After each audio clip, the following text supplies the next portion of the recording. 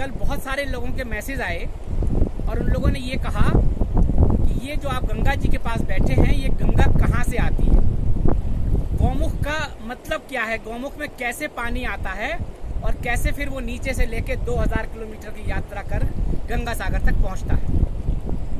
तो प्रभु जी, क्योंकि हम कई बार गौमुख गए हैं और गौमुख के अलावा, गौमुख तो हर साल जाते हैं, गौमुख के भी ऊपर 7 किलोमीटर ऊपर एक जगह है तपोवन। तपोवन भी जाकर हम रहते हैं। बहुत से संत महात्मा समय समय पर तपोवन जाते रहे हैं। तो गंगोत्री से 25 किलोमीटर पैदल चलना होता है गौमुख के लिए। कोई वाहन नहीं है, कोई सुविधा नहीं है, लोग जाते हैं। तो वहाँ से 20 किलोमीटर दूर भोजवासा है और भोजवासा में एक रात्रि विश्राम करके वहाँ विश्राम की व्यवस्था है। फिर वहाँ से 4 किलोमीटर गौमुख है। गौमुख का मतलब ये हुआ कि पूरा जो ग्लेशियर है, तो ग्लेशियर का मुहाना है और उसमें एक बड़ा सा होल है और ऐसा लगता है कि गाय के मुंह की तरह है, इसलिए उसे हम लोग गौमुख कह देते हैं। और वहां से फिर जल आता है। अब वो जल आता कहाँ से है? गौमुख के पीछे बहुत लंबी दूरी तक, कई 100 किलोमीटर तक हिमालय की पर्वत श्रृंखलाएं हैं। तो वो पर्वत श्रृंखलाएं जब पिघलती हैं, सूर्य जब ताप देता है और वो बर्फ पिघलती है, नीचे आती है, तो वो ग्लेशियर में नीचे पानी समा जाता है और अंदर एक टनल है, सुरंग है बहुत लंबी, उसमें वो पानी आता रहता है और वो सुरंग से कई किलोमीटर की यात्रा करते हुए और गौमुख में वो बाहर निकलता है। तो हम कहते हैं ये गौमुख है, यहाँ से पानी आ रहा है। पहले वो गौमुख गंगोत्री में था। अभी वार्म अप, ग्लोबल वार्मिंग, उसकी वजह से हर साल 1 से 1.5 मीटर या कभी कभी तो कहते हैं कि 5 मीटर वो ग्लेशियर पीछे खिसकता जा रहा है और अभी गंगोत्री से 25 किलोमीटर दूर हो गया है। तो वहां से जल निकलता है। तो पर्वत श्रृंखलाएं जब पिघलती हैं गर्मियों में खासकर, तो ऊपर से पानी आता है और वो सीधे गौमुख में आता है। गौमुख में बहुत निर्मल जल होता है, जैसे यहाँ देख रहे हैं आप कितनी निर्मलता है जल में। तो गंगा का मूल स्वरूप तो निर्मल है, सरल है, सहज है। जैसे हम सब का मूल स्वरूप तो सहज और सरल है, लेकिन हम लोगों ने बहुत सारी परतें चढ़ा ली हैं उस पर। अपनी सहजता और सरलता को हमने दबा दिया है। ऐसे ही वहां से जब गौमुख से गंगा जी आती हैं तो निर्मल धारा अटखेलियां करती हुई आती है। बहुत सारी बीच बीच में गंगा की बहुत सारी धाराएं उसके अंदर मिलती जाती हैं, समाहित जाती हैं। गंगा सबको अपने आगोश में समा लेती है और जो थोड़ी बहुत गंदगी भी आती है, धूल आती है, आंधियां चलती हैं, तूफान जैसे आते हैं, तो गंगा सबको नीचे नीचे अपने बक्ष स्थल में बैठा लेती है और वो निर्मलता से बहती आती है। देखो यहाँ कितना अच्छा लग रहा है। ये देखो गंगा का निर्मल जल, यहाँ से ये जल जा रहा है और यहाँ से 250 किलोमीटर दूर जाके ऋषिकेश तक तो ये निर्मलता इसकी रहती है, अटखेलियां करती हुई जाती है। ये देखो गंगा की लहरें पत्थरों से टकराते हुए अपने आप अपना रास्ता बनाते हुए, अटखेलियां करती हुई, तमाम गंदगी को अपने आप में समाहित करके और उसको साफ करते हुए अपने नीचे बैठाते हुए जाती है ऋषिकेश तक। क्योंकि आबादी कम है, उसका वक्ष स्थल बहुत बड़ा है, गंगा की विशालता है। उसके बाद क्या होता है फिर हम उसमें गंदगी, इतनी ज्यादा गंदगी डाल देते हैं कि उसको श्वास लेना मुश्किल हो जाता है। गंगा भी, जल भी, समुद्र भी श्वास लेता है। वो लहरें जो हम कहते हैं वो दरअसल वो नीचे से उठती है, वो श्वास लेता है। उसकी श्वास में फिर दम घुटता है। हमने उसमें केमिकल्स डाल दिया, कचरा डाल दिया, ऐसी चीजें डाल दी, उसकी लेयर बना दी ऊपर से। कहते हैं ना प्रदूषण की लेयर बन गई, सांस लेना मुश्किल हो रहा है। ऐसे ही गंगा में एक पूरी परत बन जाती है और वो मूल रूप से श्वास नहीं ले पाती है। तब उसका दम घुटता है और श्वास में दम घुटता है तो क्या होता है, ये आजकल आप लोग बहुत अच्छी तरह जानते हैं कि कोरोना का सबसे ज्यादा असर कहाँ होता है, सांस पर होता है। तब प्रभु जी उसका दम घुटता है तो क्या है, उसका मूल रूप तो स्वाभाविक है। वो इतना सारा विशाल लेके वहां से निकलती है गौमुख से और गंगा सागर तक जाती है। हमने उसका रास्ता अवरुद्ध कर दिया। हमने उसकी जो उसका सीना जो बख्श था इतना, उसको हमने संकुचित कर दिया और उसको दूषित कर दिया। उसको सांस लेना मुश्किल हो गया। तो क्या करते हैं ना, वो अपने आप गंगा अपना रास्ता बना लेती है। लेकिन हम क्या करते हैं, नहीं यहाँ से नहीं, यहाँ से चलो, ऐसे नहीं ऐसे बहो। हम उसे अपनी तरफ से जब चाहते हैं कि वो हमारी तरह से बहे, तो वो क्या होती है? आवेशित होती है। अंदर से उसके अंदर क्रोध होता है, लेकिन वो क्रोध को व्यक्त नहीं कर पाती है। ऊपर से शांत दिखती है, लेकिन उसका अंदर आवेश होता है। फिर वो क्या करती है? ईश्वर से प्रार्थना करती है, प्रभु अब तुम ही देखो, इन लोगों ने मुझे इतना प्रदूषित कर दिया है, मेरा दम घुट रहा है, मुझे सांस लेना मुश्किल हो रहा है। तब प्रभु कृपा करते हैं, तब मेघ आता है, और जब मेघ आता है तो उसकी गंदगी दूर होती है। तब उसके बाद वो अपना रौद्र रूप दिखाती है, फिर वो काली भद्रकाली दुर्गा बन जाती है। फिर जो भी रास्ते में आता है सबको समा के ले जाती है। कहती है तुमसे बहुत कहा, तुम नहीं माने ना, 8 महीने तक तुम्हें कहा, अब ये 3 महीने मेरे हैं। अब मैं अपने तरह से रहूंगा, अब मैं अपनी तरह से रहूंगी, अखेलिया करेंगी, जाएगी जहां सब बांध तोड़ते हुए, निर्बंध होते हुए गंगा सागर में मिलती है। नारी की उपमा भी दी गई है गंगा को। ये जो सब बातें हैं ना, नारी पर रखकर देखिए, तब भी ऐसा ही होगा। उसका हृदय विशाल है, उसको स्वच्छंदता से बहने दो, निर्मलता से जाने दो, सबको अपने आगोश में संभालेगी। लेकिन जब हम कहेंगे ऐसे नहीं, ऐसे करो, उस समय फिर वो जब उसका रूप आएगा, जब उसका समय आएगा, तो उसको फिर रोकना मुश्किल हो जाएगा। फिर क्या होता है? जिनका दोष नहीं होता वो भी उसके क्रोध का शिकार बन जाते हैं। वो कहते हैं मैंने तो कुछ किया ही नहीं, मैं तो सहज सरल हूँ। उसने कहा सहज सरल हो, लेकिन मेरा तो पूरा समाज से गुस्सा है, और जब आक्रोश आता है तो नहीं रहता है कि कौन अच्छा कौन बुरा, कौन मित्र कौन शत्रु, सबको समा के ले जाते हैं। अभी मौका मिला है कि प्रकृति अपने आप अपने को शुद्ध करती है, आवेशित होके करती है, क्रोध में आके करती है। लेकिन अभी हम लोग घरों में बंद हैं, तो प्रकृति अपने को निर्मल कर रही है। मेरे पास मैसेज आते हैं कि ये जो निर्मल जल दिख रहा है ना, ऐसा ही जल अब आगे भी हो गया है, आसमान भी साफ हो गया है। एक मैसेज आया कि तारे भी दिखने लगे हैं, बहुत दिनों बाद तारे देखे। तो ये तो मूल स्वरूप है, आसमान साफ, गंगा का निर्मल जल साफ। देखो कितना निर्मल, पारदर्शी। आप देखो तो आप अपनी शक्ल देख लो, लेकिन हमने जो चढ़ा दी है ना, अभी प्रकृति ने मौका दिया है कि आप भी घर में होकर रहकर अपना आत्मचिंतन कर लो, और मैं भी स्वच्छ हो जाऊं, धवल हो जाऊं, निर्मल हो जाऊं, अपने श्वास को पूरी तरह से ले पाऊं। आप घर के अंदर रहकर अच्छी तरह से श्वास का आवागमन ठीक कर लो, मैं बाहर कर लूं। लेकिन एक संकेत है, इसके बाद जब बाहर निकलना तो मेरा ध्यान रखना। जैसे अपना ध्यान अभी घर के अंदर रख रहे हो ना, ऐसे ही मेरा भी ध्यान रखना। प्रकृति का प्रकोप से कोई नहीं बच सकता, ये भी प्रकृति का ही प्रकोप है। और बाबा जी के संकेत है आने वाले समय में, पृथ्वी, जल, वायु, अग्नि, चारों को तो हमने प्रदूषित कर दिया है। ये चारों अपना प्रकोप लेंगे, अपनी स्वच्छता करेंगे, अपनी सफाई करेंगे। अभी आप घर के अंदर हैं प्रभु जी, ये जीवन का आपातकाल है, ये आत्मचिंतन का समय है। घर में ऐसा समय नहीं मिलता है। आप अपने पिताजी से पूछिए जो बुजुर्ग हों, पिछले 100 वर्षों में, और पीछे जाइए, कभी ऐसा समय नहीं मिला इतने समय तक घर के अंदर रहने के लिए। ये परीक्षा है, संबंधों की परीक्षा है, प्रेम की परीक्षा है। जो हमारे मूल स्वरूप शाश्वत जो मानस है ना, भूले हैं मशीनी जिंदगी में, इस दौड़ भाग में, उसको ठीक करने का समय मिला है। बच्चे कहते हैं कि मैं सुबह जब स्कूल की तैयारी करता हूँ तब पिता उठते हैं, और जब मैं घर शाम को सो जाता हूँ तब घर आते हैं। पत्नी कहती है समय ही नहीं मिलता घर के लिए। तब क्या होता है?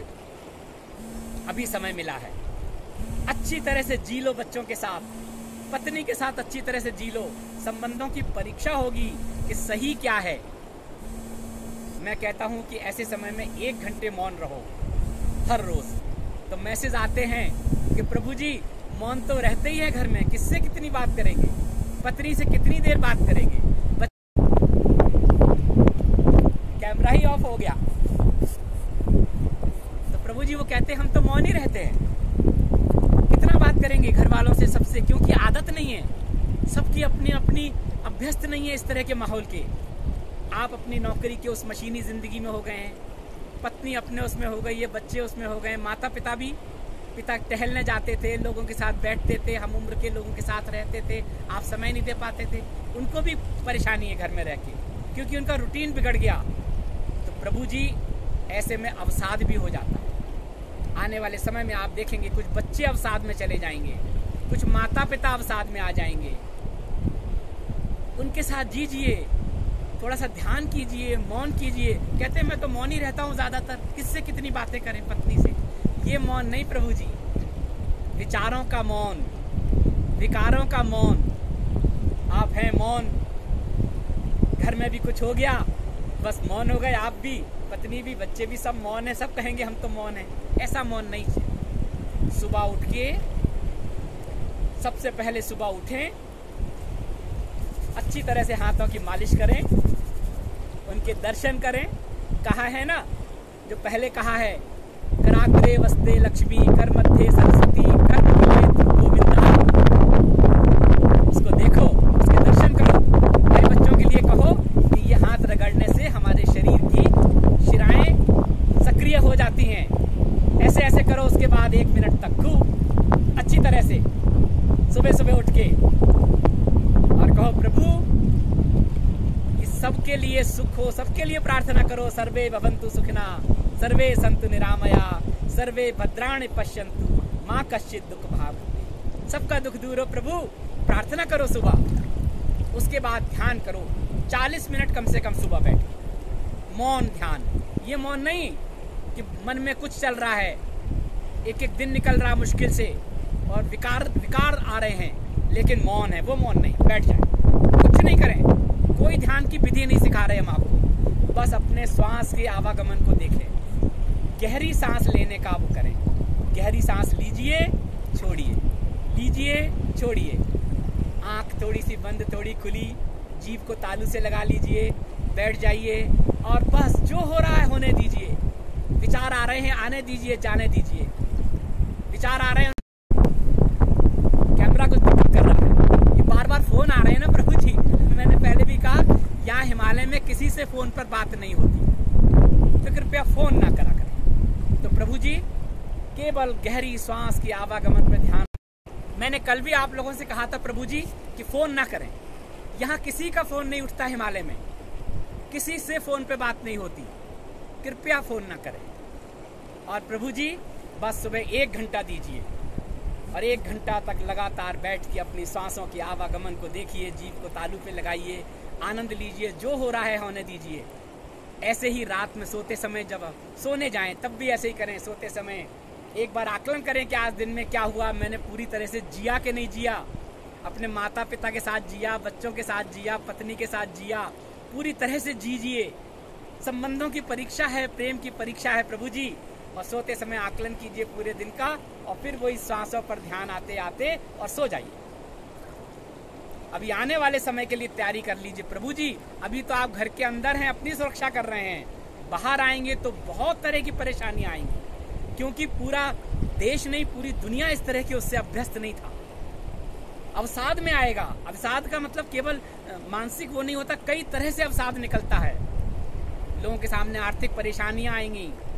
हमें आवश्यकताएं सीमित करने का समय मिला है। एक्चुअली हम सीमित आवश्यकताएं तो हैं मनुष्य की। कितना चाहिए? खाने के लिए चाहिए, एक छत चाहिए, ज्यादा नहीं चाहिए। ये जो हम बैंक में रखे हैं ना, खजाना भर रहे हैं ना, किस काम का आएगा? देखो अभी कितने लोग जा रहे हैं, चले गए पूरी दुनिया में। उन लोगों को देखो जो विकसित देश है, कुछ नहीं कर पाए। अभी हम कर रहे हैं। मेरे पास खबरें आती हैं, लोग अपने साथ साथ अपने मित्रों की मदद करते हैं, घर परिवार के लोगों से संपर्क रखते हैं, उनसे बातें करते हैं। न्यूक्लियर फैमिली हो गई ना, भाई बहन कहीं है, रिश्तेदार कहीं है, माता पिता गांव में है, अभी सबसे संपर्क बनाए हुए हैं, मदद करते हैं। मैंने देखा है लोगों को मैसेज आते हैं, 4 रोटी 2 रोटी खानी है, 2 रोटी बांटते हैं, किसी जरूरतमंद की मदद करते हैं, किसी को बहुत जरूरत है ऑनलाइन पैसा ट्रांसफर कर देते हैं। ये समय आ रहा है, यही तो हमारा मूल स्वरूप है प्रभु जी। हम लोग रोज थोड़ी देर बैठा करेंगे, 15-20 मिनट, कुछ आपको अपनी बातें बताएंगे, मैंने कुछ कविताएं भी यहाँ लिखता हूँ, वो कुछ सुनाएंगे। इसको जियो अच्छी तरह से, जो आपको समय मिला है इसको जी भर के जी लो। पहले खबरें आती थी, पत्नियां माताएं कहती थी कि इनको तो घर के लिए समय ही नहीं मिलता है। अभी तो समय है, परीक्षा हो जाएगी, टेस्ट हो जाएगा। क्योंकि कुछ लोगों की शिकायतें ऐसी भी होती हैं कि ये तो घर से बाहर ही नहीं निकलते, रिटायर हो गए हैं, पेंशन आ रही है, लेकिन सारा दिन घर में ही रहते हैं। इससे उनकी स्वतंत्रता में फर्क पड़ता है, उन्हें बंधन हो जाता है। अभी कई तरह के टेस्ट है घर के अंदर, इनको जी लो, अच्छी तरह से जी लो और अपने आप में केंद्रित होने के लिए 1 घंटे का अभ्यास कर लो। तो रोज प्रभु जी करेंगे। मैं कहता हूँ हर तरह से जियो, घर में भी रह के जियो। यह संसार सार है समझो, यह संसार सार है समझो, इसको भी जी भर कर जीना। और घर में रहना कठिन परीक्षा, युक्ति से तुम सब हल करना। लेकिन कूप बड़ा गहरा है, लेकिन कूप बड़ा गहरा है, डूबो पर बाहर आ जाना। और भय तनाव से विजय मिले तब, याद मुझे तुम तब करना। याद तुम्हें आएगी मेरी जब मैं दूर चला जाऊंगा, और पास बुलाओगे तुम अपने, पर न कभी मैं आ पाऊंगा। तब मेरे इन संवादों को, तब मेरे इन बोलों को तुम जीवन में अपना लेना। यदि ऐसा कर पाओ तो याद मुझे तुम तब करना। ऐसे लिख रहा हूँ प्रभु जी, मेरे जीवन का सार, मेरे जीवन का अनुभव। 150 लाइनें हैं, करीब 120 लिख गई हैं। कभी सुनाऊंगा, कभी ऐसे रोज थोड़ी थोड़ी सी सुनाया करूंगा। अभी लोगों ने मुझे कहा ऐसा कभी सोचा नहीं था, हो गया। इसीलिए तो परेशानी है ना, ऐसा कभी जिया नहीं था, हो गया। अब साथ में आ गए लोग। प्रतिकूलता है, अरे प्रतिकूलता को ही तो अनुकूलता में बदलना है प्रभु जी। ये पतझड़ है, हमेशा थोड़ी रहता है। वसंत आता है ना, पतझड़ में वसंत महसूस कर लो। मैंने अपने जीवन में, मैंने पतझड़ के मौसम में भी बसंत महसूस किया है।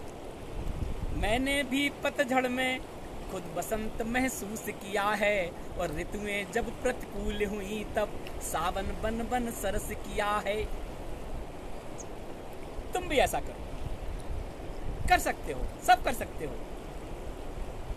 तो प्रभु जी, जीवन को अच्छी तरह से जीना है। जो भी कुछ है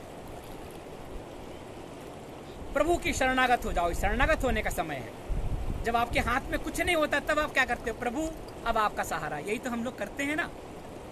गंगा जी यही कह रही हैं, ऐसा ही करो। मैं रोज 10 मिनट 15 मिनट आपके साथ बैठूंगा, यही गंगा जी के सामने बैठ के बातें करूंगा, कुछ गंगा की कहानियां सुनाऊंगा, कुछ अपने आपस की बातें करूंगा आपसे। जो है, परेशान होने की जरूरत नहीं है, क्योंकि अभी ये कह रहे हैं मौसम प्रतिकूलता, ये सब तो प्रभु जी ये तो रहता ही है। वर्तमान में जीना सीखो, ये नियति है, समझो ये नियति है। भोग नियति है पूरा करना, वर्तमान का हर पल जीना।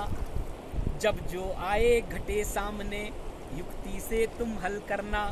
दोष किसी को मत देना, भाग्य तुम्हारे कर्मों का फल। दोष किसी को मत देना। आसक्ति से उबर सको तब याद मुझे तुम कर लेना।